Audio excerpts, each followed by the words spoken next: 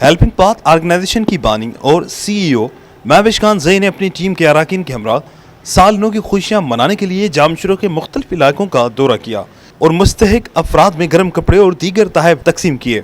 जबकि टीम ने SOS village जामशुरा का भी दौरा किया और वहां मौजूद बच्चों के साथ साल नौ का केक भी काटा और बच्चों के साथ तफरीह की। इस मौके पर महविश खान का कहना था कि आज का दिन जिंदगी का यादगार व हसीन दिन है, जिसमें इन हसीन फूलों के साथ वक्त गुजारने का मौका मिला।